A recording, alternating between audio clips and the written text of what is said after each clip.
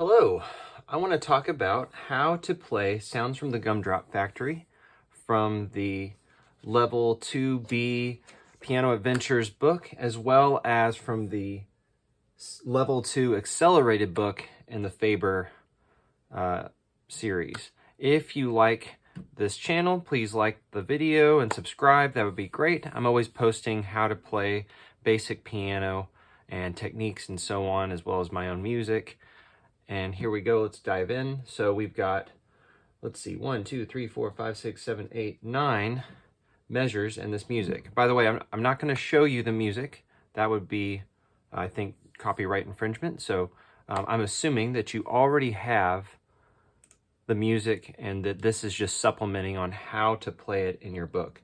And if you don't have that book and that's the proper piano level for you, I highly recommend the Piano Adventures series. I might leave a link in the video. So again, we've got just over 8 measures. We've got 9 measures. And the biggest thing in here is getting a bouncy hands. Bouncing our hands and having loose wrists in order to play these staccato notes.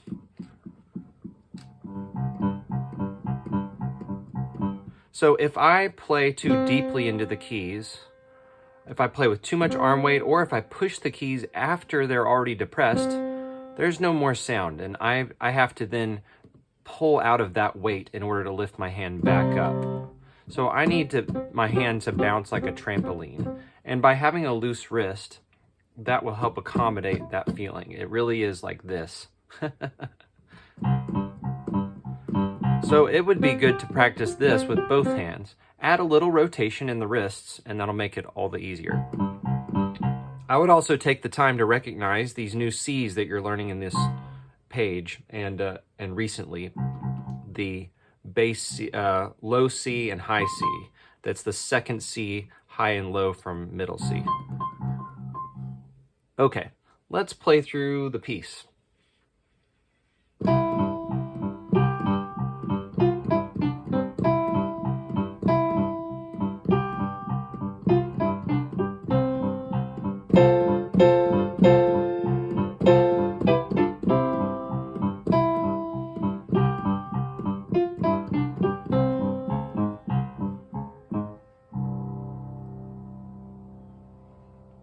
So notice at the end, I'm slowing down and I'm getting quieter because we have a ritardando and we have a decrescendo, or diminuendo as it's also called.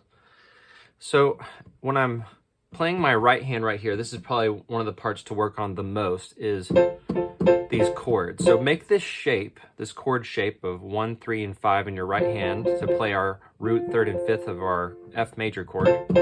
And just practice this. And then as a drill, you can go up by step and down by step on the piano, and your job is to try to keep that shape in your hand. But also keep your hand loose and not too rigid. Okay? So I have a little tension, but just enough to keep the shape. And I'm making small movements. I said bouncy, but I don't mean like this. That will take too long, it will be exhausting. Then you can add it with the other hand.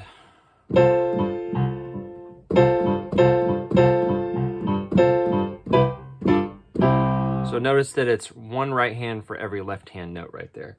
Then at the end, this tends to intimidate a lot of students. We have a lot of sharps and natural signs. It looks way harder than it is to actually play. We're doing the same motion, but then we will just bring our left hand up a half step to these black notes. Try not to do this with your hand. Let go of the notes and just push your arm into the piano. So my hand's doing this and not this.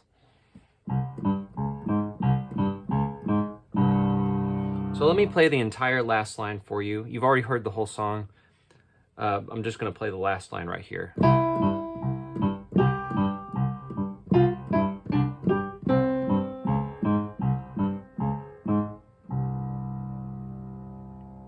All right, let me know if you have any questions. Again, thanks for watching. Please subscribe, share, like, and have a great day.